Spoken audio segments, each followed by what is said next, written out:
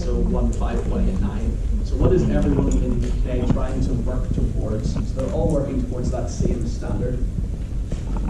So the first thing is that the laboratory shall participate in inter-laboratory comparison program, such as an EQA program or a proficiency testing program, appropriate to the examination and interpretations of exam results.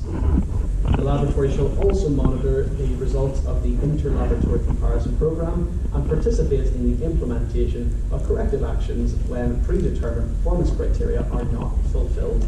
Basically, what they're saying in here is that the lab should participate in some kind of EQA scheme, and if they fail that EQA scheme, they should try and resolve that as soon as possible, because it shows that their performance is not in line with what everyone else is showing. So that is one of the first requirements from ISO. Next requirement is that the laboratory shall design quality control procedures that verify the attainment of the intended quality of results. So in several countries, this quality control is referred to as the subclass, also named internal quality control. So when we say quality control and internal quality control, we're kind of saying the same thing. So the laboratory shall also use control materials that react to the examining system in a manner as close as possible to patient samples. Again, we've already discussed that a little bit. Quality control materials shall be periodically examined with a frequency that is based on the stability of the procedure and the risk of harm to the patient should an erroneous result be released. So obviously, if the test we are looking at is diagnostically very important. So example, it would be our troponin tests, our cardiac markers.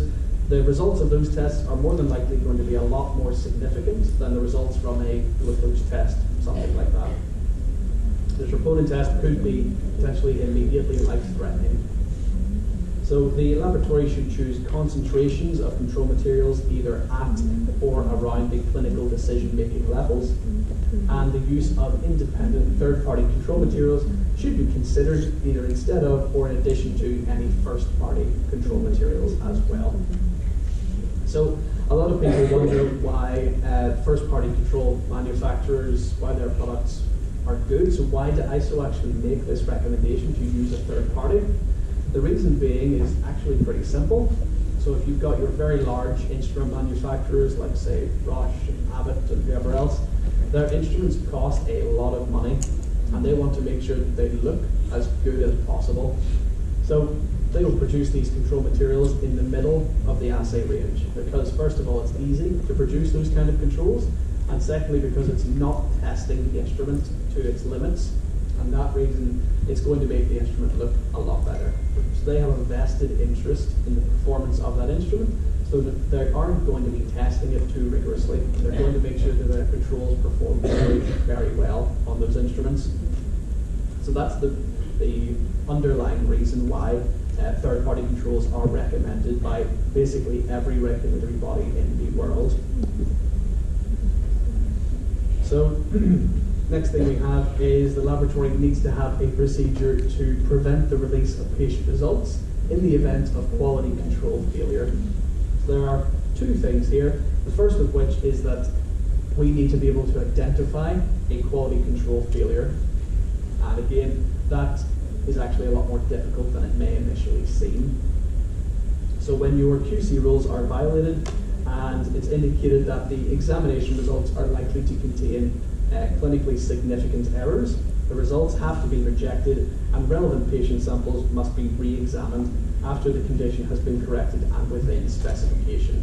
So what ISO are saying here is if you have a QC error, you need to retest all of your patient samples until the point where your last QC success was located. Okay, so again, lots of different considerations there from ISO, just trying to make sure that any lab accredited to ISO will produce similar results. And that's the big underlying theme, is that if we go to a lab in, say in the UK, and then we go to a lab in Ireland, and we give them the exact same patient sample, ask them to test it, if they're using the exact same instrument, exact same reagent method, chances are you're going to get two quite different results, and that's the That's the underlying issue with laboratory testing, is that it is inherently very variable, and lots of things can influence the results that you're going to get.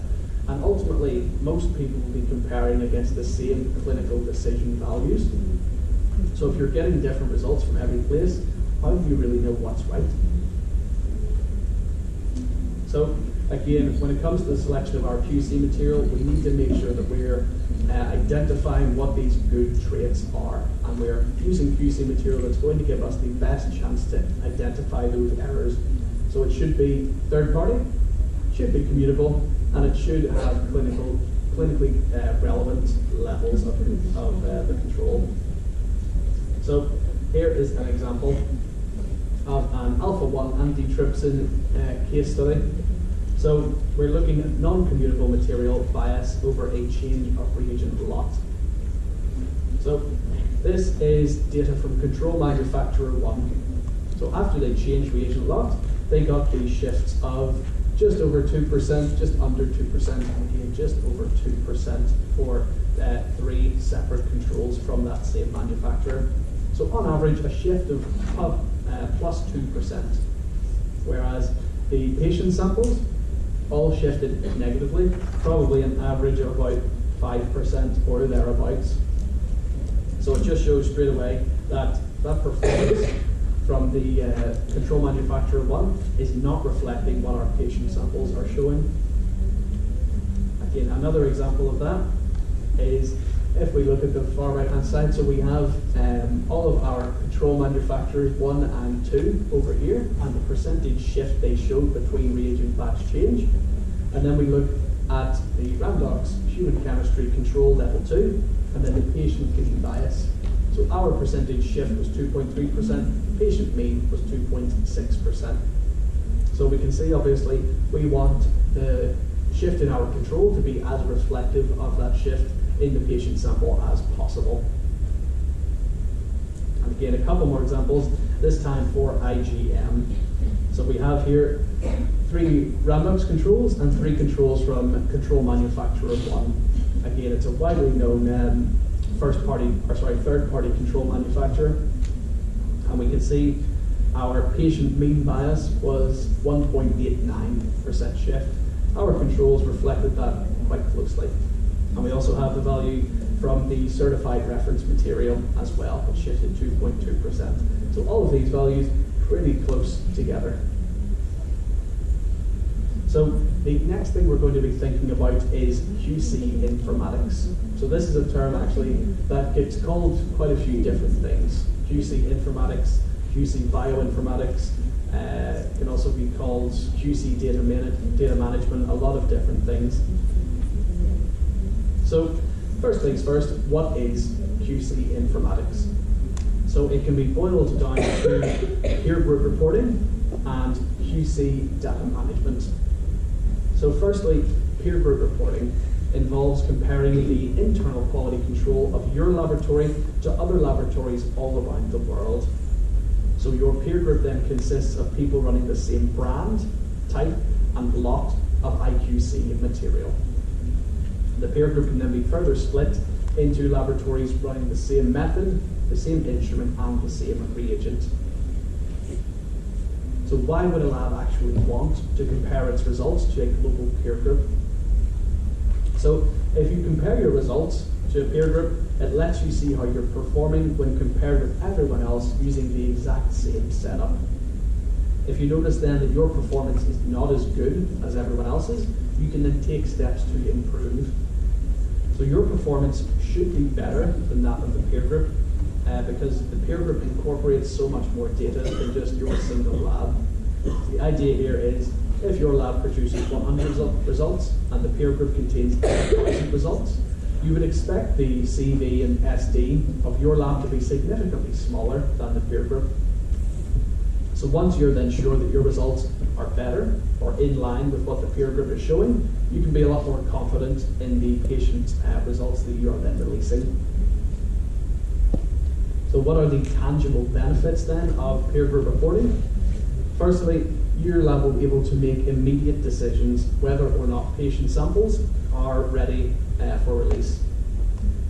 So your peer group reporting speeds up the troubleshooting process greatly, as labs can see whether the issue they're seeing is unique or is a widespread issue.